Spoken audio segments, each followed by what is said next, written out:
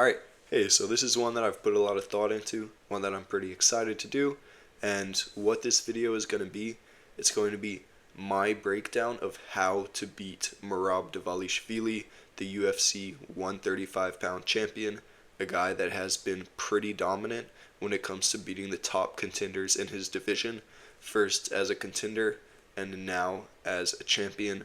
So, I'm going to break down the physical attributes you need, the skills you need, and the game plan that you're going to need to have a good shot at beating Merab Dvalishvili. So, let's get right into it. We're going to start with the physical attributes. Now, I think the most important physical attribute that you can have when you're fighting Merab is 5-round cardio. And that's not just 5 rounds at a slow pace, 5 rounds at a medium pace. That is 5 rounds of hard wrestling, scrambling, striking, distance management. You need to have that 5 rounds with pushing a pace level of cardio. And that is something that guys like Petr Yan seem to have, right? He never really had a cardio problem before his Merab Dvalishvili fight. And honestly, he was able to maintain a pretty good pace throughout all 5 rounds. It's just Merab was here, Petr Yan was here at what is considered good cardio, but you need that next level cardio. I'm not saying you need to have all of what Merab has, but you need to have enough to maintain your danger, to maintain your distance management after 3 or 4 hard rounds of wrestling, 3 or 4 hard rounds of scrambling, and that is just extremely rare. That's a big reason of why Merab has been able to beat so many top guys, because he just pushes them physically to the level that their skills, their power, it just doesn't matter anymore. All that matters is how much energy do you have to keep fighting your fight. And when it comes to the 3rd, 4th, 5th rounds, most of these elite guys just don't have that. So the first and most important physical attribute that you need is elite 5-round cardio, where you carry all of your technical ability, all of your danger into the 4th and 5th rounds of a fast-paced fight. Alright, next, you need physical strength. A lot of that just comes down to being able to push Merab off single legs, push him off double legs, sprawl and get your head out, sprawl and get your chest out of there. You need to be able to just stuff takedowns. That's where strength is going to help you a lot.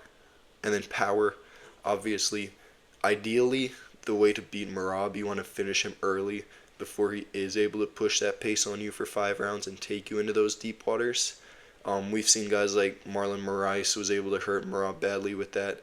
Even Henry Cejudo, who isn't the most powerful guy, he's okay power-wise, was able to hurt Merab with that.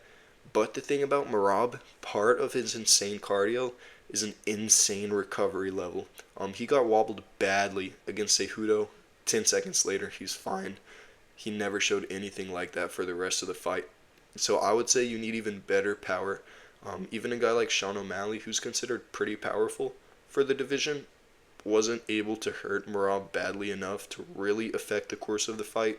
So power is another big plus. Big power for Bantamweight. Alright, and then speed. A lot of this is like physical footwork speed more than just hand speed, because you need to be able to quickly get your feet out the way when a takedown is coming. You need to be able to quickly come in and out to land strikes and get back out of shooting distance, right? You need to be able to move quickly across the octagon and able to land your strikes and then move away. Because one thing that you don't want with Merab is to be close to him. When you're close to him, he's going to be able to shoot his takedowns. He's going to be able to work his game. You want to be far enough away from him to only be in striking range and too far away for him to have an effective wrestling shot. Alright, and then balance, obviously just another takedown defense attribute. You need to have good balance. He's not the greatest or pure wrestler, but just by pure volume, he makes up for that. You need to have at least very good takedown defense, and balance is a big part of that. Alright, and then let's move on to the technical skills you need. First one, like I've said, takedown defense. You need to know how to wrestle. You need to know how to defend single legs, how to defend double legs. That's really all Merab is. He'll come at you again and again. He shot like 40 to 50 of these on Petr Yan, who does have great takedown defense, and he was able to stuff like 47 out of 50 takedowns, which is ridiculous, but even when you do have that good takedown defense, it's just the time and energy that you spend defending these takedowns drains you. It loses you seconds, it loses you rounds put together. So, but if you do have that bad takedown defense and Merab is taking you down, that's even worse. So, first thing you need, takedown defense. Second thing, wrestling, and a lot of that is in the scrambling, right? If possible, you want to be able to reverse these takedowns on Merab and get yourself in good positions, which is something that I will talk about in my last slide when we talk about Umar Nurmagomedov's chances at UFC 311. I think that's something that's going to be very important and maybe something that Merab hasn't had to face much of, which is funny because he has fought Petr Yan, who's considered a great wrestler in the division. He did fight a gold medalist in Henry Cejudo, but we've seen even that elite level of wrestling, just because of the pure volume of Merab's shots, and they are decent shots usually, you're gonna need a high level wrestling, not only to stuff those, but to try to reverse those and gain advantage in those. So wrestling also very important. And then if you do get taken down, you need to be able to get up as fast as you can. So there's some jiu-jitsu involved in that, some scrambling. You need to be able to get up, take it back to the feet, which is clearly Merab's weakest area, even though he has developed good defense on the feet, at least in terms of a wrestling offense is his best striking defense, right? He's just not going to stand with you. He's either going to be far away from you or he's just going to be on top of you trying to wrestle you. All right, and then next, you need to have great footwork, great distance management. A lot of that is another part of takedown defense, the footwork. You need to be able to move your feet quickly away from Merab's shots. And then also, you want to keep him at a range where you can strike with him, where you can kick at him, where you can hit him with long-range weapons. This is where I thought that Sean O'Malley would have a lot of success. And looking back, he did have some success, like in that 5th round where he was landing the teeps to the body pretty hard, and that was affecting Merab. Ideally, you want to keep him at kicking range or at long punching range, and you want to be able to hit him with jabs. You want to be able to kick him to the body, kick him to the legs. So you need to have that good distance management because that's going to keep him from getting in close and taking you down or attempting takedowns. All right, and the next, precision. You're not going to have time to land that many strikes on Merab, so the strikes that you do land, you have to be precise with those. You have to make the most of those because every second or two he's going to be shooting, and that's not an exaggeration. You're lucky to get 5 to 10 seconds of just striking with Merab because he knows that's not how he wins fights. That's not how he wins fights, and everybody in this situation knows Merab is going to shoot. It's just what can you do about it. So when you do have those 5, 10, maybe 15 seconds strictly on the feet, you have to be able to make the most of that without just throwing ridiculous volume and gassing yourself out without even engaging in the wrestling. So striking precision, extremely important. Alright, and then scrambling. This is one of the most important skills to defeat Merab in my opinion because we haven't seen much of this, but we may see it with Umar. When Merab does shoot, it's not like he's the best jiu-jitsu guy or even really the best wrestler. If you can reverse some of his takedowns, maybe he shoots a double leg and you end up flipping him, getting on top. That is something that I don't think Merab is the best equipped to deal with. We haven't seen much of Merab off his back, especially against a guy like Umar, a guy that trains with Khabib, trains with Islam. That is something that I think would be very interesting to see if a really great scrambler, a really great wrestler and grappler would be able to reverse some of those positions on Merab through the scrambles. I think that might be key.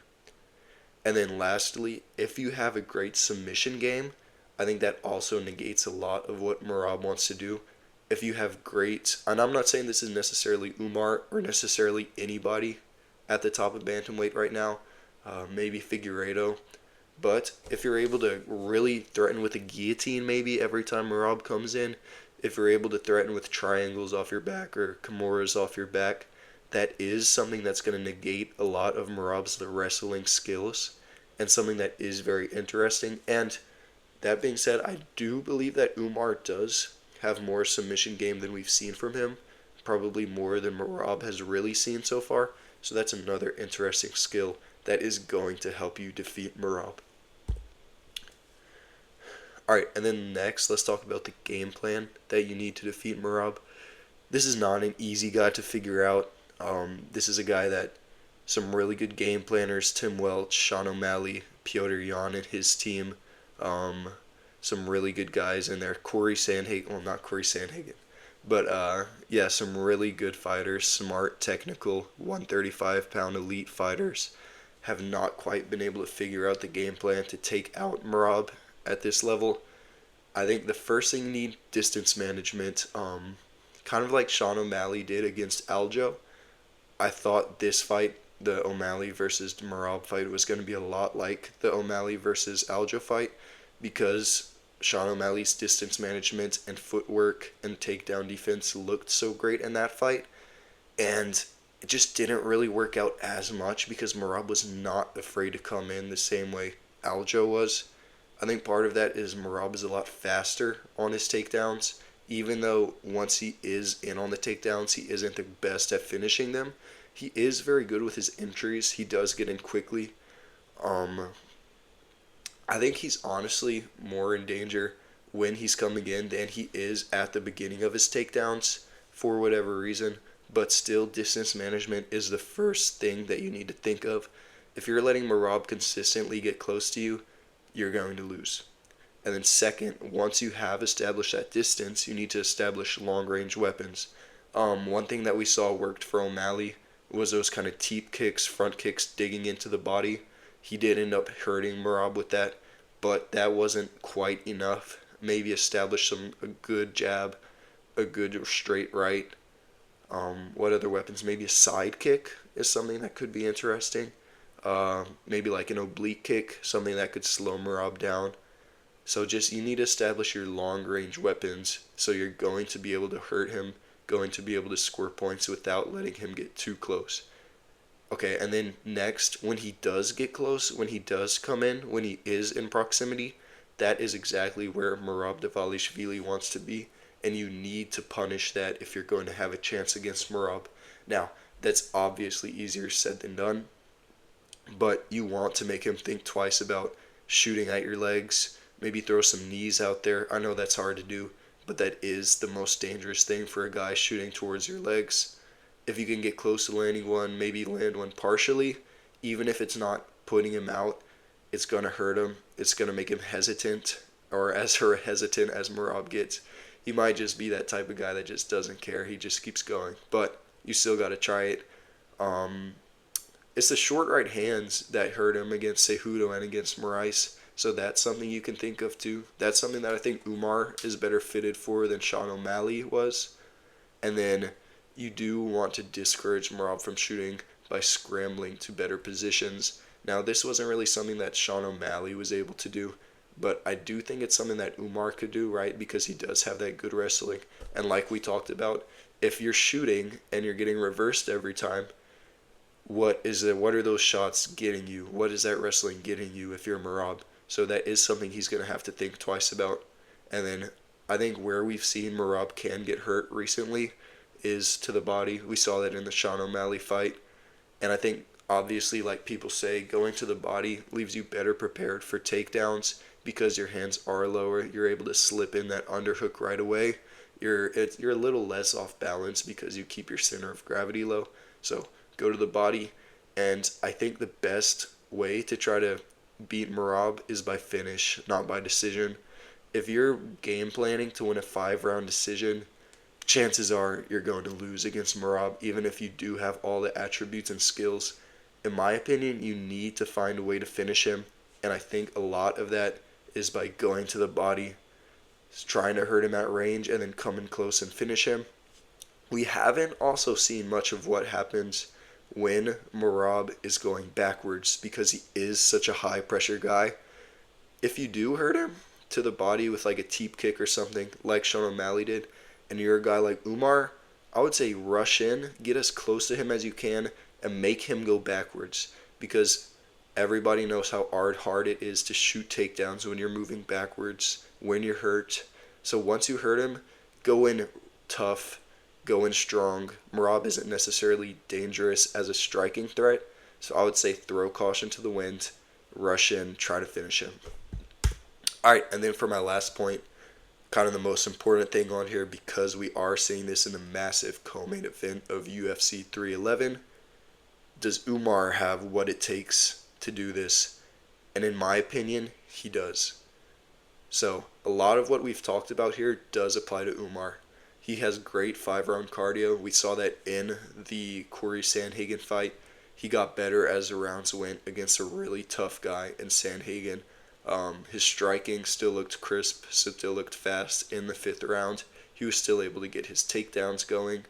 Strength, obviously, all of these Dagestani guys are strong. Umar is no exception. Super solid, super strong, quick, explosive.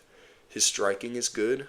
I think he proved that his striking is a lot better than all of us expected in that fight against Sandhagen. Maybe he's not the most dangerous guy. Maybe he's not the most powerful guy, which I do think harms him in this fight against Merab. But as we've seen, his striking is far better than a guy like Merab's. A lot faster. He's ridiculously quick in the striking. He has decent power. I mean, he didn't really hurt Sandhagen, but he knocked out guys like Barcelos. His kicks are ridiculous, which is also great for him because those are those long-range weapons I was talking about earlier. His wrestling, obviously, he'll be the best wrestler, the best grappler Merab has probably ever fought, including Henry Cejudo. We've just seen that the Dagestani games translates to MMA arguably better than Olympic wrestling translates to MMA. Distance management is good because he is primarily a striker, primarily a kicker, which means you're going to want to be at that farther distance, and he's used to that. And I think he does have that finishing ability, not only on the feet, but on the ground. If he is able to reverse a position on Merab and get on top, I do believe that he has potential to finish a guy like Merab with ground and pound. Maybe even something like a arm triangle, right? Just like a bullying type of thing. I think Merab does have more cardio than Umar. I think he may be more explosive in the grappling, but I think Umar is probably a stronger guy, right? We've just seen insane strength from all of these Dagestani guys for whatever reason. Maybe it's because they're grappling since they're young. I don't think it's PEDs, but some people say that. Anyway, I think Umar is still going to have a tough fight against Merab. I can see Umar finishing Merab because, like I said, I don't think anybody's beating Merab by decision as the guy that Merab is now. But I do see if you're able to stick with him and you're able to out-damage him, you're able to hurt him in moments, and you're able to out-skill him in the grappling and out-strength him in the grappling, I think you could finish him on the feet or on the ground. It just takes a ridiculously skilled guy, and I think that's what Umar is. Not to mention, there's something about when you are that guy that's much younger. Umar's like 10 years younger than Merab almost. When you are that guy that's on the come up, a ton of momentum. Not to say Merab doesn't also have momentum, but it just seems to be a trend when you're sort of unknown, kind of like Ilya Topuria was going against Volk. When you haven't really shown everything that you have, because I don't think Umar has shown everything that he has. I don't think he's shown some of his grappling yet, even some of his striking. I think we're going to see a next level of Umar, and I think he is going to be able to beat Merab and finish him using a lot of what I laid out for you guys here today. So, if you guys enjoyed the video, subscribe, leave a like. I appreciate all of that. My favorite thing is being able to talk to you guys in the comments. If you agree with me, if you disagree with me, I love to hear that, and I love to respond to you guys. So, thanks for watching, and have a great day.